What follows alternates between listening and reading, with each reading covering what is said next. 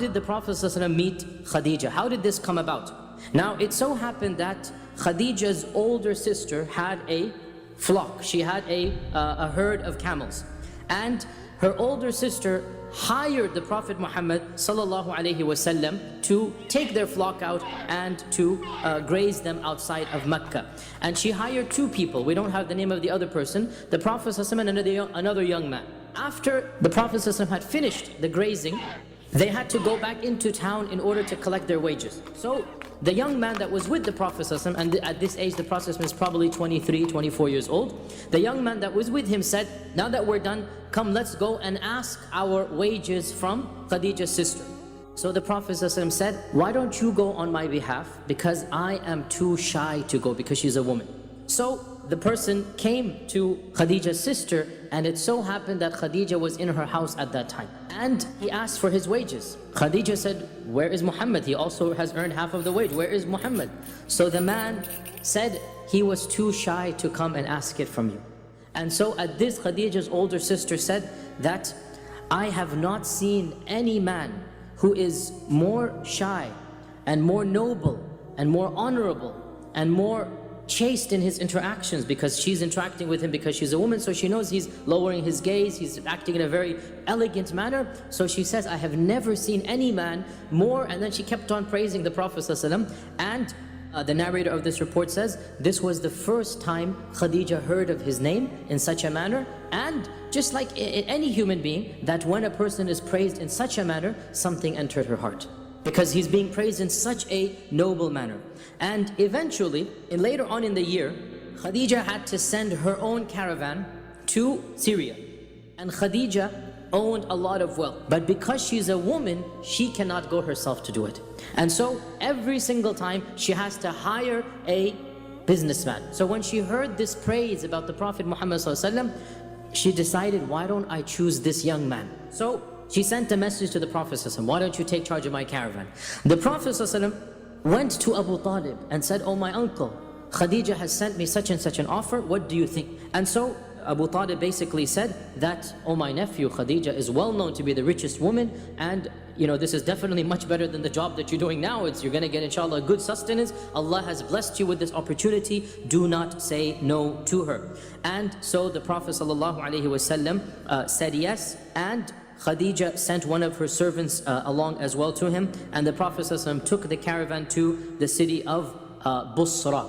So Khadijah had sent her servant, the name is given is Maysara generally, and when Maysara came back, so the Prophet ﷺ went to Basra and then returned. When the Prophet ﷺ came back, Maysara told Khadijah of the care and concern that the Prophet ﷺ had shown, of his honesty, and the Prophet ﷺ made double or triple, yani the Arabic says ad'af, which means many times more, the Prophet that anybody else had made before him. This is now increasing the emotions that Khadijah has. There's nothing wrong at all with her now having a desire to marry the Prophet Muhammad ﷺ. And subhanAllah, what lady would not have desired to marry the Prophet Muhammad ﷺ? The details differ about how the proposal came about, but they all agree about one thing. Khadijah was the one who instigated it. In one version, Khadijah told a friend, or it says another servant of hers who was an elderly lady by the name of Nafisa, it is said that she expressed an interest in marrying the Prophet ﷺ. And so Nafisa said, leave this to me, I will arrange it. And so she visited the Prophet ﷺ, and she was an elderly lady, and she said that, oh Muhammad ﷺ, again he's not a prophet at this time, oh Muhammad ﷺ, why don't you get married? So the Prophet ﷺ smiled and said, and who would marry me? Because I am the orphan, poor person of the Quraysh. I'm an orphan and I'm poor. Who's going to marry me? And so Nafisa said, what if Khadijah wanted to marry you? What if Khadijah? So she's not saying Khadijah is sending me, but it's there, what if my master, what if my friend Khadijah wanted to marry you? And the Prophet ﷺ was quiet, and then he said, why would she want me? Notice he didn't say, I'm not interested in her. He's wondering, why would she want me? So the message is given that he is interested, because he didn't say, no, I'm not interested in her. Rather, he's thinking, why would she want somebody like me? Because he considered himself to be not somebody that was worthwhile, but subhanAllah, he is Rasulullah, and he was going to be Rasulullah. And so Nafisa went back and told Khadijah, and there the matter then went to stage 2. Ibn Ishaq says, by the way, that this marriage took place in the month of Safar. In the month of Safar, 3 months after he returned from Basra. 3 months after the journey. So for 3 months there was this back and forth. Ibn Hajar and others point out that Khadijah's father had died.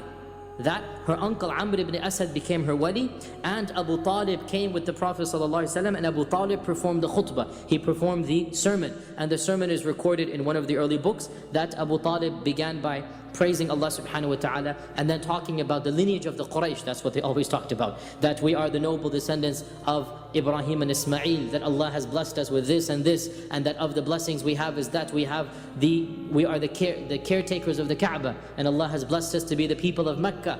And my nephew, the Prophet Muhammad sallallahu alaihi wasallam, my nephew is the one who is no comparison with any other young man in all of Mecca, in his manners and his nobility and his lineage. And he has proposed to your noble lady, Al-Karima, your noble daughter, your noble lady, Khadijah, with a mahr of 12 uqiyya wa nishan. Uqiyya is a nugget of silver. So 12 nuggets of silver with a little bit of coins of silver as well.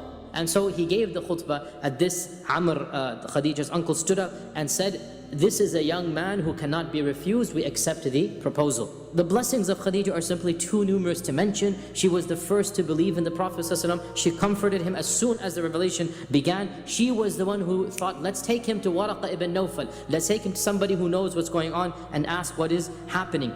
She was the only one whom Jibreel would come in the household of Khadijah. He would not enter any other household, any other wife's house. Any other wife's house he would not enter later on. Aisha, Salama, no one. He only entered the house of Khadijah. And Jibreel told the Prophet ﷺ, once when the Prophet ﷺ was sitting in Mecca, the Prophet ﷺ said to Khadijah that, "Oh Khadijah, here is Jibreel," because Jibreel would enter and Khadijah was in the house, the only wife he would enter. "Here is Jibreel, and he is sending Allah's salam upon you." Subhanallah.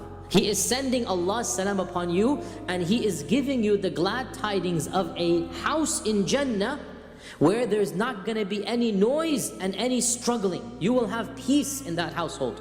And so Khadijah responded that, "Inna Allah huwa as-salam." Allah is as-salam. Wa ala Jibreel as-salam. And may salam be upon Jibreel. Wa alayka ya Rasulullah as-salam. And may salam be upon you, ya Rasulullah. This was Khadijah's response.